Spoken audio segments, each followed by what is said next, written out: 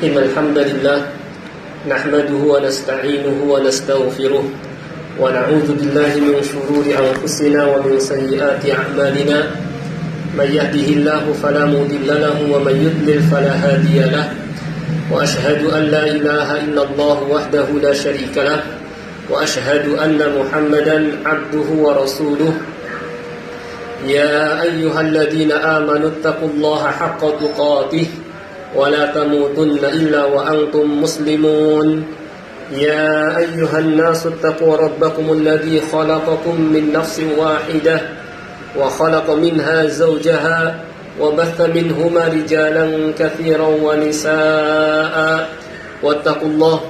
واتقوا الله الذي تساءلون به والأرحام إن الله كان عليكم رقيبا يا أيها الذين آمنوا اتقوا الله وقولوا قولا سديدا يصلح لكم أعمالكم ويغفر لكم ذنوبكم ومن يطع الله ورسوله فقد فاز فوزا عظيما أما بعد فإن خير الحديث كتاب الله وخير الهدي هدي محمد صلى الله عليه وسلم وشر الأمور محدثاتها وكل محدثة بدعة وكل بدعة ضلالة وكل ضلالة في النار.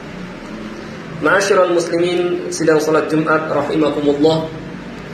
Pertama-tama marilah kita sama-sama manjatkan puja dan puji syukur kehadirat Allah Azza wa Jalla atas segala nikmat yang terus Dia limpahkan kepada kita semua, terutama adalah nikmat Islam. Demikian pula nikmat taufik, dimudahkan kita oleh Allah Subhanahu wa taala untuk melangkahkan kaki kita menuju rumahnya, melaksanakan salah satu perintahnya, yaitu salat Jumat berjamaah. Salawat dan salam tidak lupa kita sampaikan kepada Nabi kita Nabi Muhammad sallallahu alaihi wasallam, kepada keluarganya, para sahabatnya dan orang-orang yang mengikutinya hingga hari kiamat. Khatib berwasiat baik kepada diri khatib sendiri maupun kepada para jamaah sekalian, marilah kita tingkatkan terus takwa kita kepada Allah Subhanahu wa taala. Faqad fazal muttaqun, karena orang-orang yang bertakwalah yang akan memperoleh kebahagiaan baik di dunia maupun di akhirat. Di mana dengan takwa maka Allah Subhanahu wa taala akan memberikan jalan keluar terhadap setiap permasalahan yang dihadapi di dunia. Yang mana hidup di dunia ini penuh dengan masalah, maka jalan keluarnya adalah takwa kepada Allah. Niscaya Allah akan berikan kepadanya jalan keluar. Demikian pula Allah Subhanahu wa taala akan berikan kepadanya rezeki dari arah yang tidak disangka-sangka, di mana kita dalam kehidupan ini butuh rezekinya Allah Subhanahu wa taala, dan itu bisa diraih dengan kita bertakwa kepada Allah. Demikian pula dengan bertakwa kepada Allah, Allah akan permudah urusan kita. Di mana kita ingin dalam segala urusan kita diberikan kemudahan, maka jalannya juga adalah takwa kepada Allah. Wa may yattaqillaha yaj'al lahu makhraja wa may yattaqillaha yarzuqhu min haitsu la yahtasib wa may yattaqillaha yaj'al lahu min amrihi yusra. Demikian pula jika penduduk suatu negeri beriman dan bertakwa, Allah Subhanahu wa taala pun akan berikan kepada mereka keberkahan. Allah akan bukakan untuk mereka pintu-pintu keberkahan dari langit dan dari bumi. Langitnya menurunkan hujan yang sesuai dengan kebutuhan bumi. Demikian pula buminya menumbuhkan tumbuh-tumbuhan, ya, dan keberkahan lainnya. Allah Subhanahu wa taala berfirman, "Walau anna ahlal qura amanu wattaqau la fatahna 'alaihim barakatin minas sama'i wal ard walakin kadzdzabu fa akhadnahum bima kanu yaksibun." Kalau sekiranya penduduk suatu negeri beriman dan bertakwa, tentu kami akan bukakan untuk mereka pintu-pintu keberkahan dari langit dan dari bumi. Akan tapi mereka mendustakan, maka kami hukum mereka sesuai dengan perbuatan yang mereka lakukan. Ini menunjukkan bahwa jalan untuk meraih kebahagiaan dunia dan akhirat hanya satu, yaitu bertakwa kepada Allah Subhanahu wa taala. Kalau kita ingin negeri kita, tempat yang kita tempati ini aman, damai, tentram, mendapatkan keberkahan, jalannya juga adalah dengan takwa kepada Allah Subhanahu wa taala. Dan kita sudah sama-sama tahu apa arti takwa, yaitu imtithalu awamirillah wajtinabu nawahih, melaksanakan perintah-perintah Allah Subhanahu wa taala dan menjauhi larangan-larangannya. Maka setelah kita tahu mana yang Allah Subhanahu wa taala perintahkan, laksanakan. Mana yang Allah Subhanahu wa taala larang, jauhi. Ya, maka pasti Allah Subhanahu wa taala akan memberikan kepada kita apa yang Dia janjikan. Allah akan permudah urusan kita. Allah akan berikan kepada kita rezeki dari arah yang tidak disangka-sangka.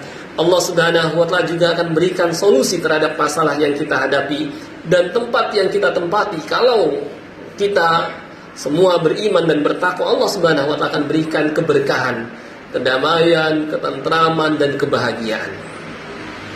Dan kalau kita perhatikan penyebab dari banyaknya musibah di sana sini, dicabutnya keberkahan dari satu tempat, penyebabnya adalah kebalikan dari takwa, yaitu kemaksiatan. Sebagaimana firman Allah Subhanahu wa taala, "Wa ma asabakum min musibatin fabima kasabat aydikum." Dan tidak ada musibah yang menimpa kamu melainkan karena perbuatan maksiat yang kamu lakukan. Wa ya'fu an katsir. Dan Allah Subhanahu wa taala banyak memaafkan perbuatan kalian. Tapi terkadang tidak mungkin semuanya selalu dimaafkan. Perlu ada musibah agar manusia sadar, agar manusia kembali kepada Allah Subhanahu wa taala. Inilah hikmah dari Allah Subhanahu wa taala menurunkan musibah, yaitu agar manusia sadar, agar manusia kembali kepada Allah Subhanahu wa taala, sebagaimana firman-Nya, "Wa balawnahum bil hasanati was sayyiati la'allahum yarji'un." Dan kami uji mereka dengan yang baik-baik dan terkadang dengan yang buruk-buruk dengan musibah. La'allahum yarji'un, agar mereka kembali kepada Allah Subhanahu wa taala. Terkadang seseorang tidak mempan dengan nasihat yang disampaikan, pesan yang disampaikan, baru setelah musibah diterimanya, baru setelah dia kecelakaan, barulah dia sadar bahwa apa yang disampaikan itu yang benar. Ya. Seperti inilah hikmah dari musibah. Dan di sini khatib ingin menyampaikan sebuah ayat yang di sana Allah Subhanahu wa taala menerangkan penyebab datangnya musibah dan bentuk musibah serta hikmah dari musibah. Dalam satu di surah, di sela-selanya Allah Subhanahu wa taala sebutkan hal-hal tadi, penyebab musibah, bentuk musibah dan hikmah dari musibah, yaitu di surah Al-Qalam. Allah Subhanahu wa taala berfirman di surah Al-Qalam ayat 17. A'udzu billahi minasyaitonir rajim. Inna balawnahum kama balawna ashabal jannah id aqsamu la yasrimunnaha musbihin. Ya.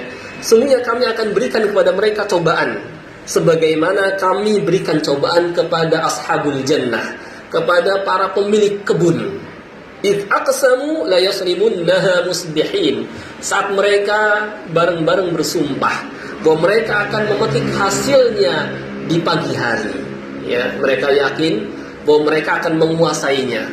Ya, apa yang mereka telah tanam selama ini, apa yang mereka jaga rawat selama ini, mereka sirami, mereka pupuki, mereka rawat, pasti mereka akan memperoleh hasilnya. Mereka akan memanennya, memperoleh banyak buah-buahan dan memperoleh harta yang banyak. Wala yastathnun, mereka juga lupa sama Allah, tidak mengucapkan insya Allah dan merasa bahwa mereka akan menguasainya. Dan banyak orang yang seperti ini. Ya, terhadap dunia mereka akan merasa memilikinya selama-lamanya, dan apa yang mereka telah usahakan mereka akan dapatkan. Padahal ya, kenyataan membuktikan terkadang sebab setelah dijalankan, usaha telah dilakukan, ternyata apa yang mereka usahakan, apa yang mereka telah lakukan, mereka tidak memperoleh hasilnya. Itu karena mereka lupa kepada Allah Subhanahu wa taala. Wala yastathnun, mereka tidak mengucapkan insya Allah bahwa mereka akan memperoleh hasilnya. Ya.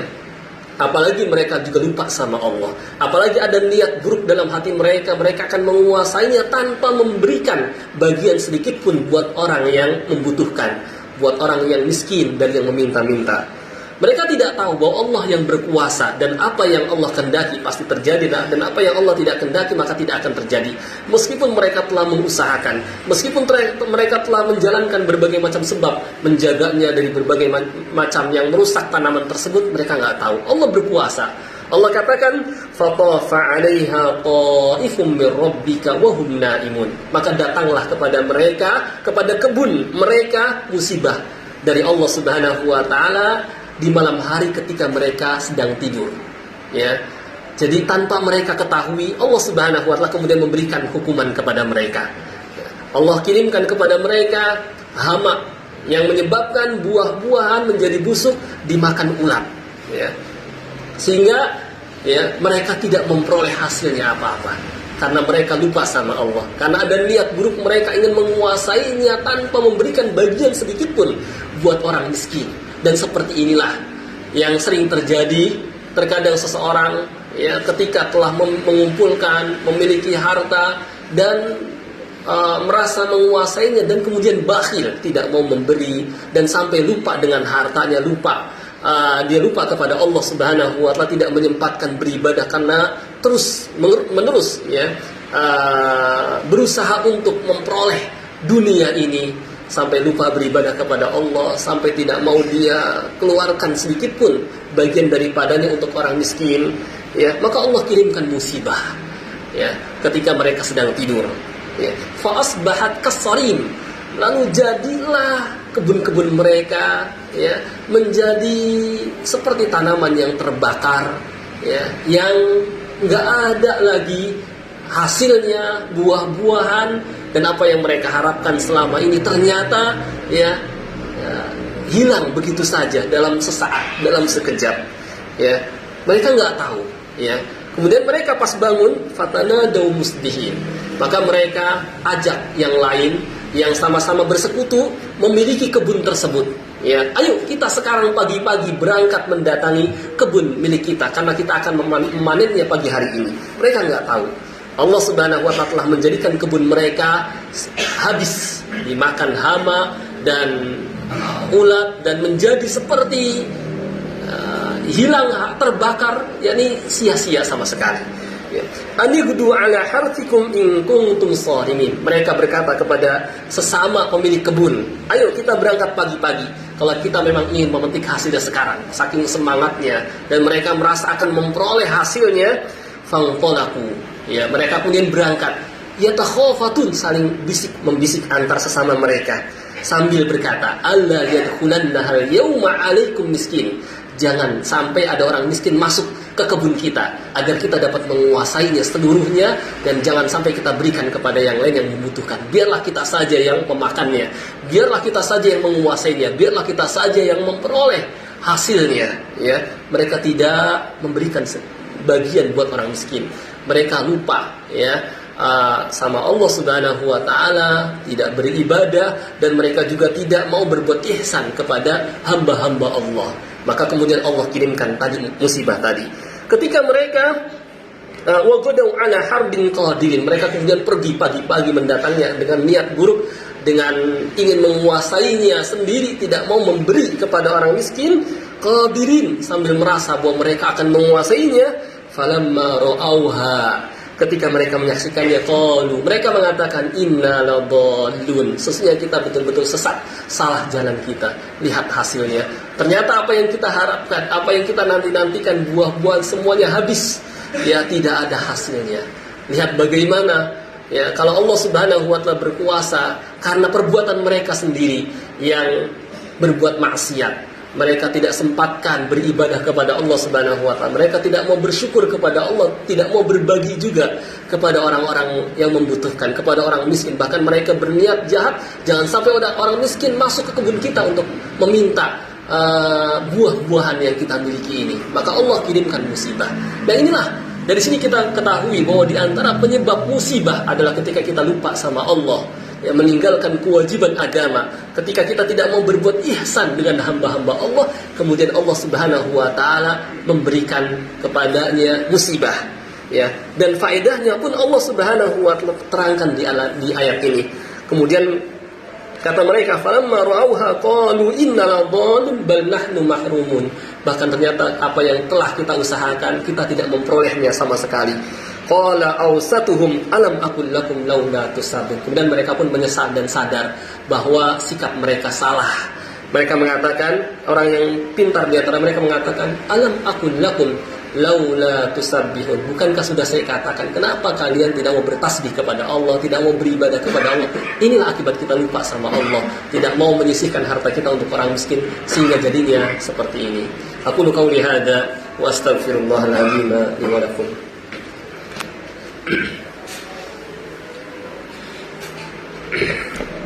Alhamdulillahi rabbil alamin wal 'aqibatu lil muttaqin wa la 'udwana illa 'alal zalimin.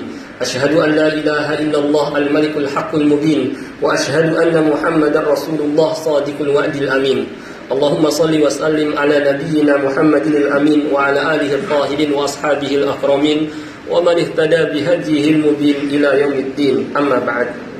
Ma'asyiral muslimin, sedang salat Jumat rahimakumullah. Di ayat ini juga Allah Subhanahu wa taala terangkan bentuk musibah. Di antaranya dengan musibah yang Allah Subhanahu wa taala kirimkan dari langit.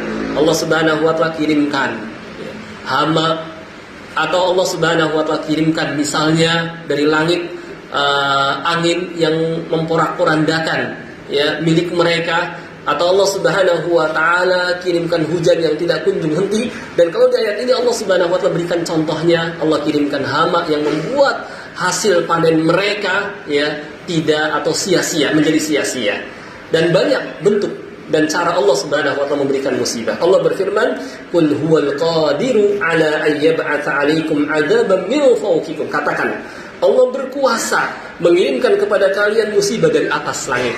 Bisa berupa hujan yang tidak kunjung henti, bisa berupa angin topan misalnya, bisa juga berupa petir, bisa juga bahkan hujan batu pun Allah Subhanahu wa taala berkuasa, seperti Allah timpakan kepada umat-umat terdahulu. Au min tahti arjulikum, atau dari bawah kakimu. Dengan Allah Subhanahu wa taala akan adakan gempa bumi misalnya, tanah longsor misalnya. Au yalbisakum syi'a, atau menggabungkan kalian dengan musuh yang kemudian mereka melimpahkan keganasannya kepada kalian sampai kalian dijajah. Itu termasuk cara Allah Subhanahu wa taala memberikan hukuman kepada satu kaum, dengan bisa Allah turunkan dari langit azabnya, atau dari bawah bumi seperti gempa bumi dan tanah longsor, atau dengan dijajah kembali. Ini kalau kita ya meninggalkan perintah Allah, mengerjakan larangannya, tidak mau bertakwa kepada Allah, Allah akan bisa kirimkan lagi kepada kita seperti itu. Lalu bagaimana caranya agar kita lolos dari musibah? Caranya adalah bukan kita menjauh dari Allah Subhanahu wa taala, dari musibah yang Allah Subhanahu wa taala timpakan, karena kita nggak bisa meloloskan diri. Karena Allah Subhanahu wa taala mengatakan wallahu min waraihim muhit. Karena Allah Subhanahu wa taala mengepung kita, dari belakang kita pun Allah kepung, sehingga kita nggak bisa meloloskan diri. Langit punya Allah, bumi punya Allah, nggak ada cara untuk meloloskan diri dari hukuman Allah kecuali dengan kita kembali kepada Allah. Maka peringatan para rasul kepada kaumnya ketika itu, fafirru ilallah, larilah kalian kepada Allah. Inni lakum minhu nadhirum mubin. Sesungguhnya aku adalah pemberi peringatan yang nyata kepada kalian. Jalan keluarnya agar kita tidak diazab Allah, tidak diberikan hukuman, hanya kembali kepada Allah, istighfar, minta ampun, bertobat, kembali menjalankan agamanya, melaksanakan syariatnya, melaksanakan perintahnya, menjauhi larangannya. Itu jalan keluar kalau kita ingin lolos dari azab Allah Subhanahu wa taala. Allah berfirman, wa ma kana Allah mu'adzibahum wa hum yastaghfirun. Allah enggak akan azab mereka kalau mereka minta ampun kepada Allah Subhanahu wa taala. Kemudian di ayat ini Allah Subhanahu wa taala menerangkan hikmah dari musibah. Allah terangkan keadaan mereka setelah mendapatkan musibah itu. Qala awsatuhum alam aqul lakum laula tusabbih. Mereka kemudian sadar. Kemudian mereka saling mengingatkan antar sesama mereka. Bukankah sudah saya katakan kepada kalian, kenapa kalian tidak mau bertasbih, beribadah kepada Allah, sampai terus mengejar dunia? Ternyata apa yang telah kalian usahakan kejar habis begitu saja dalam sekejap. Ya, dan menunjukkan bahwa dunia yang kita tempati hanya sementara. Jangan sampai berlebihan mengejarnya sampai tidak ada kita tersempatkan waktu kita untuk beribadah kepada Allah. Ya, dari mulai berangkat dari pagi, pulang malam atau sore, sampai tidak sempat beribadah kepada Allah. Ya, padahal apa yang kita kumpulkan, apa yang kita usahakan akan kita tinggalkan. Maka rugi sekali mereka yang seperti ini. Ya. Kemudian kata mereka setelah mereka sadar, qalu subhana rabbina inna kunna zalimin. Maha suci Allah Rabb kami, sungguh kita betul-betul telah melakukan kezaliman. Fa aqbala ba'duhum ala ba'di yatalawamun. Kemudian mereka saling berhadapan antar sama mereka dan saling salah menyalahkan. Satu mengatakan gara-gara kamu nih yang mengingatkan untuk terus bekerja berusaha sampai lupa kepada Allah. Yang satu lagi mengatakan ya kamu juga salah karena kamu sampai berniat untuk tidak mau bersedekah kepada orang miskin. Saling menyalahkan dan kemudian mereka sadar dan kemudian mereka bertobat kepada Allah. Dan mereka mengatakan qalu ya wailana, wahai celaka kami, inna kunna tagin, kita memang orang-orang yang kelewatan batas, lupa sama Allah dan lupa daratan, tidak mau berbagi kepada sesama. Asa rabbuna, mudah-mudahan Rabb kami ayyubdilana khairan minha, mengganti musibah ini dengan kebaikan. Inna ila rabbina raghibun, sungguh kita betul-betul berharap kepada Allah. Inilah hikmah dari musibah, agar manusia kembali kepada Allah. Maka jangan sampai setelah musibah Allah Subhanahu wa ta'ala timpakan dengan berbagai macam bentuknya, kita malah jauh dari Allah, kita malah tetap saja berbuat maksiat, meninggalkan perintah Allah, mengerjakan larangannya. Ingat, kadzalikal adab, itu baru azab di dunia. Wala adzabul akhirati akbar. Kalau mereka tetap terus berbuat maksiat, peringatan yang Allah Subhanahu wa ta'ala berikan tidak juga membuat mereka sadar, wala adzabul akhirati akbar, azab di akhirat lebih besar lagi mereka akan dapatkan, bisa di saat mereka telah meninggal dunia, bisa juga yakni ketika dikubur, demikian pula di alam akhirat ya. Dari sini kita mengetahui dari beberapa ayat yang kita baca ini penyebab musibah, bahwa penyebab musibah adalah maksiat kepada Allah Subhanahu wa ta'ala, tidak mau beribadah kepadanya, menjauhi ketakwaan kepada Allah Subhanahu wa ta'ala, dan bahwa Allah Subhanahu wa ta'ala banyak cara menimpakan kepada kita musibah, baik dari atas langit, baik dari bawah bumi, atau dengan memberikan kekuasaan kepada musuh sehingga menjajah kembali negeri kita. Dan bahwa hikmah dari musibah adalah agar kita kembali kepada Allah Subhanahu wa ta'ala. Dan kata ulama, musibah yang menimpa manusia atau seseorang itu lebih baik daripada seseorang terus-menerus bergelimang di atas kenikmatan tapi membuatnya lupa kepada Allah Subhanahu wa ta'ala. Mungkin ini yang bisa khatib sampaikan, mudah-mudahan yang sedikit ini bermanfaat baik kepada khatib sendiri maupun bagi jamaah sekalian.